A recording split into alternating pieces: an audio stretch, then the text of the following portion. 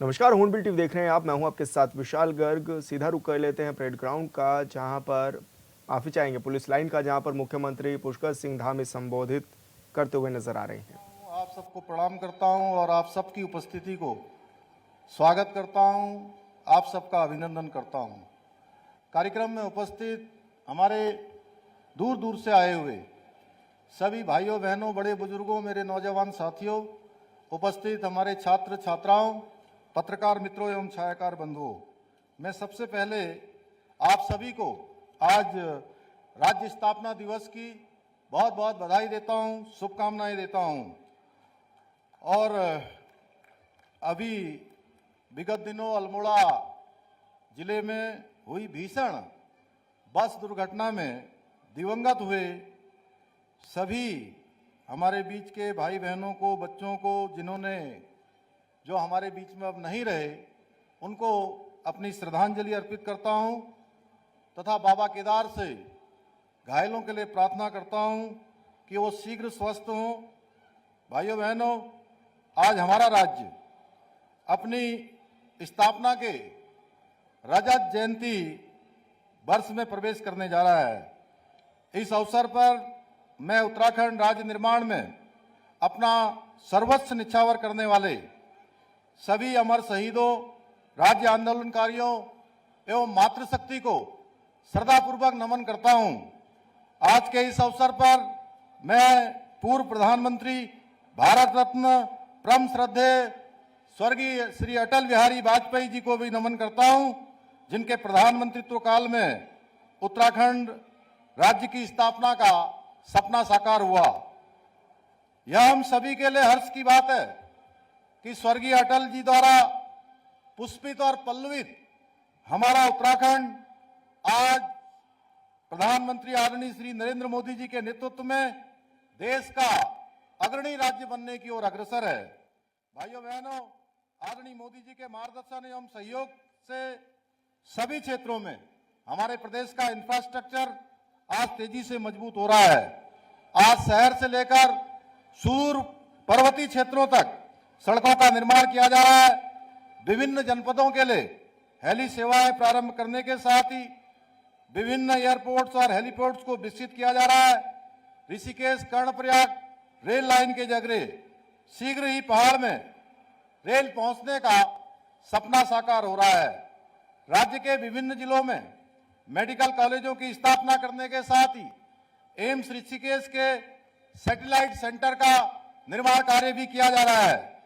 आज उत्तराखंड पर्यटन, कृषि, बागवानी और उद्योग सहित विभिन्न क्षेत्रों में तेजी से आगे बढ़ रहा है, जिसकी वजह से राज्य में बृहद स्तर पर व्यवसाय, रोजगार और नौकरियों के अवसर सृजित हो रहे हैं। हमारी सरकार ने औद्योगिक नीति, लॉजिस्टिक नीति, स्टार्टअप नीति सहित अनेक नई नीतियां बनाकर राज्य में पूंजी निवेश के अवसरों को बढ़ाने का कार्य किया है। इसके साथ ही उधम सिंह नगर के खुरपिया में शीघ्र ही एक इंडस्ट्रियल स्मार्ट सिटी स्थापित होने जा रही है। वो दिन दूर नहीं जब हम प्रदेश में रोजगार के अवसरों को बढ़ाकर राज्य से पलायन की समस्या को जड़ से खत्म कर सकेंगे। भाइयों बहनों, हमने उत्तराखंड का विकास सुनिश्चित करने के साथ ही प्रदेश के हित में कई कठोर ऐतिहासिक निर्णय लिए हैं। यूसीसी का कानून पास करना हो, देश का सबसे कड़ा नकल विरोधी कानून लागू करना हो, या फिर धर्मांतरण रोधी कानून हो या दंगा रोधी कानून लागू करना हो, हमारी सरकार ने प्रदेश में सुख, शांति और सुशासन स्थापित करने का प्रयास किया है। इसके साथ ही हमारी सरकार ने जहां एक और लैंड जिहाद के खिलाफ अभियान चलाकर प्रदेश में 5000 एकड़ से भी अधिक सरकारी जमीन को अवैध कब्जे से मुक्त कराने का कार्य किया है। वहीं सरकारी नौकरियों में राज्य आंदोलनकारियों को 10% एवं महिलाओं के लिए 30% क्षैतिज आरक्षण लागू करने का ऐतिहासिक कार्य भी किया है। इतना ही नहीं, हमने राज्य में दंगारोधी कानून बनाकर और थूक जिहाद के खिलाफ कड़ी कार्रवाई करके ये बता दिया है कि हम देवभूमि की महान संस्कृति से खिलवाड़ करने वालों के खिलाफ कड़ी कार्रवाई करेंगे। हम शीघ्र ही राज्य में एक सख्त भू कानून लाकर राज्य के मूल स्वरूप के साथ खिलवाड़ करने वालों के खिलाफ भी सख्त कार्रवाई सुनिश्चित करेंगे। हमारी सरकार द्वारा किए जा रहे इन अभूतपूर्व कार्यों एवं निर्णयों के प्रयासों के सकारात्मक परिणाम देखने को भी मिल रहे हैं।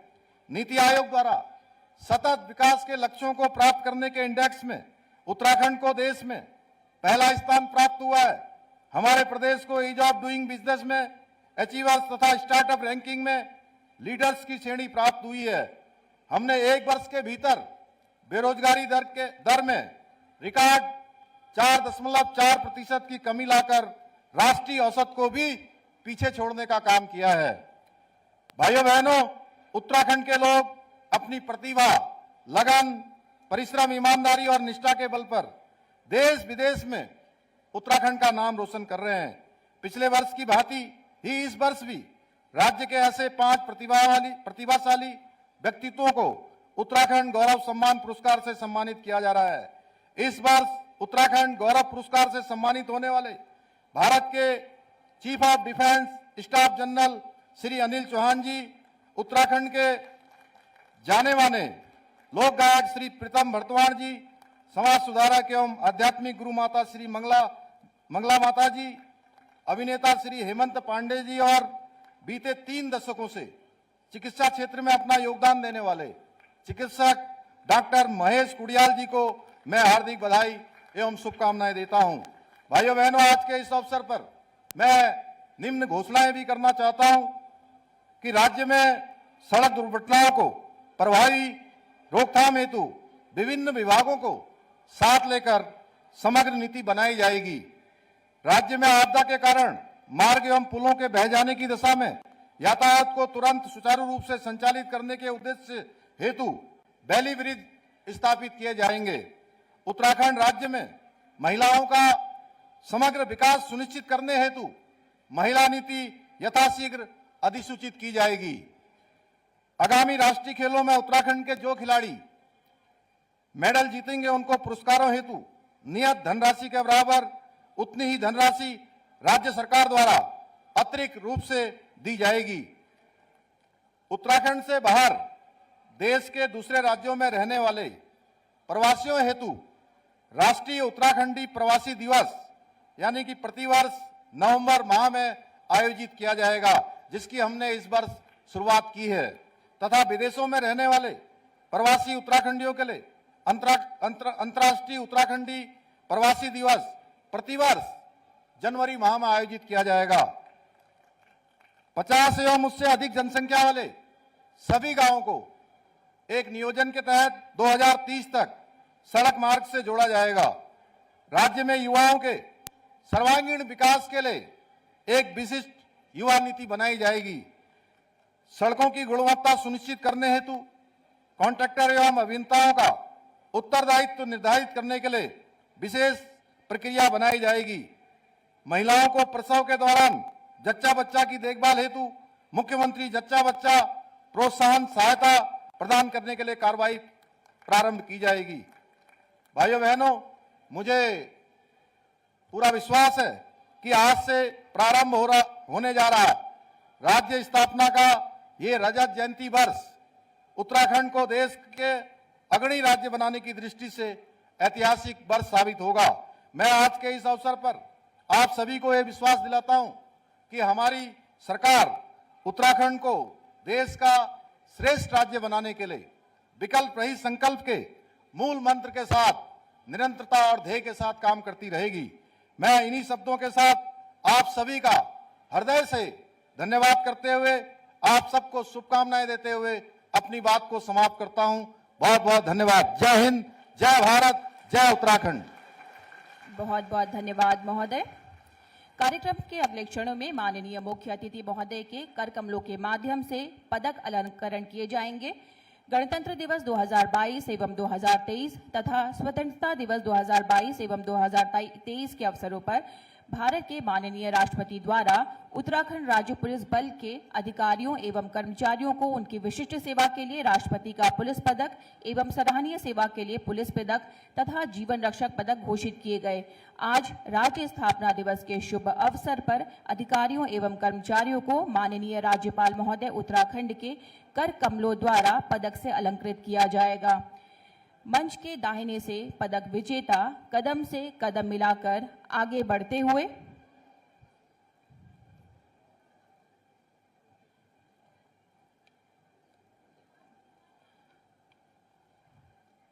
पुलिस महानिदेशक महोदय से अनुरोध, कृपया माननीय मुख्य अतिथि महोदय से पदक अलंकरण हेतु आग्रह करने का कष्ट करें।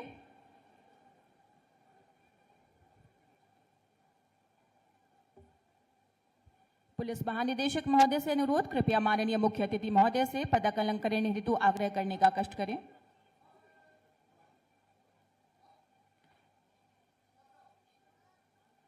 उत्तराखंड आज अपना 25वां राज्य स्थापना दिवस मना रहा है। स्थापना दिवस के मौके पर सीएम ने सबसे पहले कचहरी देहरादून में शहीद स्मारक पर पुष्पांजलि अर्पित कर उत्तराखंड राज्य आंदोलन के शहीदों को श्रद्धांजलि दी। सीएम ने कहा है कि हमारे राज्य आंदोलनकारियों ने राज्य निर्माण के लिए जो संघर्ष किए, उसी के परिणाम स्वरूप ही उत्तराखंड राज्य का गठन हुआ। मुख्यमंत्री ने कहा है कि राज्य आंदोलनकारियों के सपने के अनुरूप राज्य को प्रगति के पथ पर अग्रसर करने के लिए राज्य सरकार निरंतर काम करने में जुटी हुई है।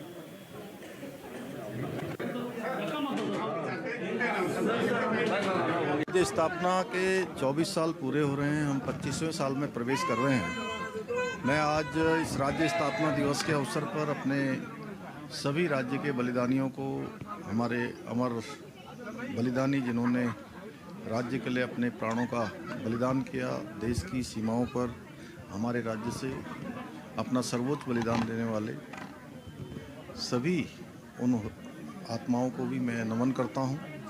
और इस अवसर पर हमारे प्रधानमंत्री जी ने जो बाबा केदार की भूमि से कहा था कि 21वीं सदी का तीसरा दशक उत्तराखंड का दशक होगा, तो 25वें साल में हम सब उत्तराखंड वासी ये संकल्प लेते हैं कि हम इसको साकार करेंगे, धरातल पर उतारेंगे। हर क्षेत्र में उत्तराखंड अग्रणी होगा, एक आदर्श राज्य बनेगा और एक अग्रणी राज्यों की श्रेणी में आकर वह सभी काम उत्तराखंड के अंदर हम संचालित करेंगे, उनको आगे बढ़ाने में योगदान देंगे, जो हर एक उत्तराखंड वासी के जीवन को आगे बढ़ाएंगे, समाज के अंतिम छोर तक। उत्तराखंड के 25वें राज्य स्थापना दिवस के मौके पर मुख्यमंत्री पुष्कर सिंह धामी ने राज्यवासियों को स्थापना दिवस की शुभकामनाएं दी। मुख्यमंत्री ने राज्य निर्माण के सभी अमर शहीदों और देश के लिए सर्वोच्च बलिदान देने वाले वीर जवानों को नमन करते हुए पूर्व प्रधानमंत्री भारत रत्न स्वर्गीय अटल बिहारी वाजपेयी को भी प्रदेशवासियों की तरफ से श्रद्धांजलि अर्पित की है। उन्होंने उत्तराखंड की मजबूत नींव रखी, साथ ही प्रदेश की बड़ी उपलब्धि को भी बताया है। आप सभी को उत्तराखंड राज्य स्थापना दिवस की हार्दिक शुभकामनाएं। इस शुभ अवसर पर मैं सर्वप्रथम उत्तराखंड राज्य निर्माण में अपना योगदान देने वाले सभी अमर बलिदानियों और राज्य आंदोलनकारियों को श्रद्धापूर्वक नमन करता हूं और आप सभी की सुख समृद्धि की कामना करता हूं। आज युवा उत्तराखंड अपनी स्थापना के 25वें वर्ष में प्रवेश कर रहा है। इस वर्ष राज्य स्थापना दिवस को हमने आदरणीय प्रधानमंत्री श्री नरेंद्र मोदी जी की अपेक्षानुसार देवभूमि रजत उत्सव के रूप में मनाने का निर्णय लिया है। आज हमारा राज्य निरंतर प्रगति के पथ पर बढ़ते हुए हर यथासंभव प्रयास के साथ नित्य नए विकासशील लक्ष्यों को प्राप्त कर रहा है। आइए इस पावन अवसर पर हम प्रण लें कि हम उत्तराखंड को राज्य आंदोलनकारियों के सपनों का राज्य बनाने के लिए अपना संपूर्ण योगदान देकर एक श्रेष्ठ राज्य के रूप में विकास के शीर्ष पटल पर अवश्य लेकर आएंगे और इसकी ऐतिहासिक और समृद्ध सांस्कृतिक विरासत के संरक्षण और संवर्धन के प्रति सदैव समर्पित रहेंगे। एक बार पुनः आप सभी को राज्य स्थापना दिवस की हार्दिक शुभकामनाएं। जय हिंद, जय भारत, जय उत्तराखंड।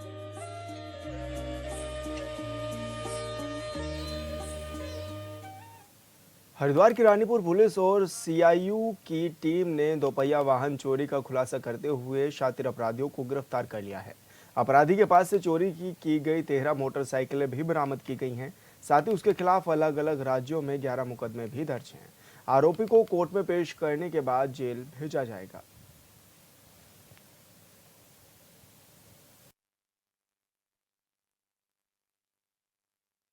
जितने वाहन चोरों को के बारे में जानकारी करते हुए और हमारे सर्विलांस का उपयोग करते हुए हमारी टीम लगातार इस पर वर्क कर रही थी और इसमें अभी आज एक बड़ी सफलता हमें मिली है जिसमें एक वाहन चोर पकड़ा गया है जिससे करीब 1 दर्जन से ऊपर वाहन हमें मिले हैं, जिसमें 3 वाहन थाना रानीपुर कोतवाली के और अन्य वाहन कुछ रुड़की और लक्सर के भी इसमें प्राप्त हुए हैं। एक बिजनौर से भी चोरी किया गया है। देहरादून शहर में एक अनुमान के मुताबिक 10 लाख से ज्यादा लोग रहते हैं और पंजीकृत गाड़ियों की संख्या 10 लाख से ज्यादा है। ऐसे में राज्य के सीएम पुष्कर सिंह धामी कहते हैं कि दिल्ली दून एलिवेटेड रोड बन जाने के बाद पर्यटकों की संख्या दोगुनी बढ़ जाएगी, यानी शहर पर बोझ बढ़ने वाला है। ऐसे में सवाल उठता है कि क्या इसके लिए शहर तैयार है। हालांकि राज्य के मुखिया पुष्कर सिंह धामी पार्किंग से लेकर अन्य व्यवस्थाओं पर तेजी से काम करने की भी बात कहते हैं।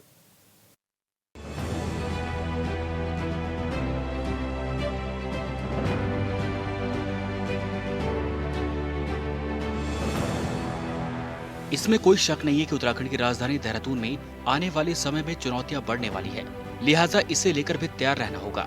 राज्य के मुखिया पुष्कर सिंह धामी भी इस बात को मानते हैं कि जब दिल्ली देहरादून एलिवेटेड रोड का काम लगभग हो गया है, लिहाजा जब मार्ग पर गाड़ियां फर्राटा भरने लगेंगी तो मौजूदा वक्त से जितनी संख्या में लोग पहुंच रहे हैं उससे दुगनी संख्या में लोग देहरादून पहुंचेंगे, यानी शहर पर काफी ज्यादा बोझ बढ़ने वाला है। तो क्या शहर इसके लिए तैयार है या तैयारी कर रहा है, ये बड़ा सवाल है। तो आज इस अवसर पर चूंकि नगर निगम में यह अभियान पिछले 25 तारीख से लगातार चलाया जा रहा है। जैसा अभी उद्घोषक जी ने बताया कि 15,000 से ज्यादा जो स्ट्रीट लाइटें खराब थी उनको ठीक किया गया है, जगह जगह पर सफाई अभियान चलाया गया है। बीच में काफी सारे लक्ष्य हम लोगों ने तय किए थे, वो यातायात को लेकर, सफाई को लेकर, अन्य व्यवस्थाओं को लेकर। और आने वाले समय में ये जो हमारा देहरादून शहर है, यहाँ पर आप सब लोगों के लिए भी और हम सब लोगों के लिए भी अनेक प्रकार की जो चुनौतियां हैं वो अभी आने वाली हैं, क्योंकि देहरादून दिल्ली एलिवेटेड रोड का काम अंतिम चरण में है और जैसे ही वो पूरा हो जाएगा तो जितनी संख्या आज देहरादून में आती है वो संख्या इसके जस्ट डबल होनी है। और उस निमित्त हमको सफाई का भी विशेष ध्यान रखना होगा, यातायात का भी ध्यान रखना होगा, बिजली व्यवस्थाएं, पेयजल व्यवस्थाएं, आवास व्यवस्थाएं, सभी प्रकार की व्यवस्थाएं, वो सब हमारे लिए एक चुनौती होंगी।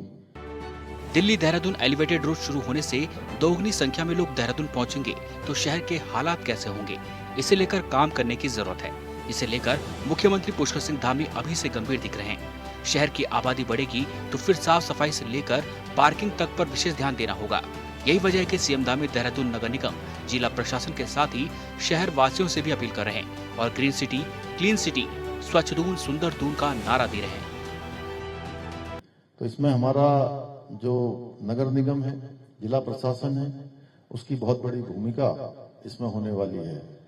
और इसको लेकर जहां आज नगर निगम के अंतर्गत 90 जीवीपी चिन्हित किए गए हैं और पूर्व में इन स्थानों पर डस्टबिन थे, किंतु अब इन स्थानों को डस्टबिन फ्री कर दिया गया है। अभी यहाँ से जीवीवीवी पर QR कोड आधारित शिकायत प्रणाली यहाँ पर स्थापित की गई है, जिसके माध्यम से सभी क्षेत्रवासी जीवीवीवी से संबंधित किसी भी प्रकार की शिकायत होने पर सीधे नगर निगम को प्रेषित कर सकते हैं और सीधे आपकी शिकायत वहाँ दिखने लगेगी, वो मॉनिटर होने लगेगी और जहां भी सफाई की जरूरत है वहां पर नगर निगम उसके अनुरूप वहां पर जिनको भेजना होगा या कार्रवाई करेगा। स्मार्ट सिटी के तहत 1000 करोड़ रुपए से ज्यादा खर्च किया गया है, लिहाजा आज भी शहर को लेकर सवाल उठता है।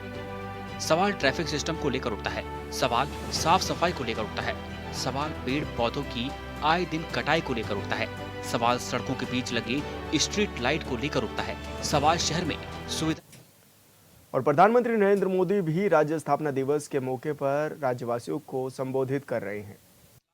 यानी हमारा उत्तराखंड अपने 25वें वर्ष में प्रवेश कर रहा है। हमें अब उत्तराखंड के उज्जवल भविष्य के लिए अगले 25 वर्ष की यात्रा शुरू कर दी है। इसमें एक सुखद संयोग भी है। ये यात्रा ऐसे समय में होगी जब देश भी 25 वर्षों के अमृत काल में है, यानी विकसित भारत के लिए विकसित उत्तराखंड देश इस संकल्प को इसी कालखंड में पूरा होते देखेगा। मुझे खुशी है कि उत्तराखंड के आप लोग आने वाले 25 वर्षों के संकल्पों के साथ पूरे राज्य में अलग अलग कार्यक्रम कर रहे हैं। इन कार्यक्रमों के जरिए उत्तराखंड के गौरव का प्रसार भी होगा और विकसित उत्तराखंड के लक्ष्य की भी हर प्रदेशवासी तक बात पहुंचेगी। मैं आप सभी को इस महत्वपूर्ण अवसर पर और ये महत्वपूर्ण संकल्प के लिए अपनी शुभकामनाएं देता हूं। अभी 2 दिन पहले ही प्रवासी उत्तराखंड सम्मेलन का भी सफल आयोजन हुआ है।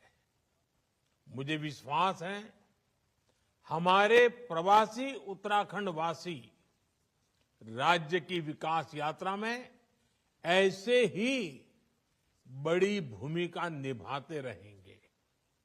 साथियों, उत्तराखंड के लोगों को अपनी आशाओं और आकांक्षाओं को पूरा करने के लिए लंबे समय तक अलग राज्य के लिए प्रयास करना पड़ा था। ये प्रयास तब पूरे हुए जब केंद्र में श्रद्धेय अटल जी के नेतृत्व में, बीजेपी के नेतृत्व में एनडीए की सरकार बनी। मुझे खुशी है कि जिस सपने के साथ उत्तराखंड का गठन हुआ था वो हम सब साकार होते देख रहे हैं। देवभूमि उत्तराखंड ने हम सभी को, भाजपा को हमेशा खूब सारा प्यार दिया है, अपनत्व दिया है। भाजपा भी देवभूमि की सेवा की भावना से उत्तराखंड के विकास में कोई कोर कसर बाकी नहीं छोड़ रही है। साथियों, कुछ दिन पहले ही केदारनाथ मंदिर के कपाट बंद हुए हैं। कुछ साल पहले बाबा केदार के दर्शन के बाद उनके चरणों में बैठकर मैंने बड़े विश्वास से कहा था कि ये। और फिलहाल इस बुलेटिन में इतना ही। आप देखते रहिए हॉर्नबिल टीवी। नमस्कार।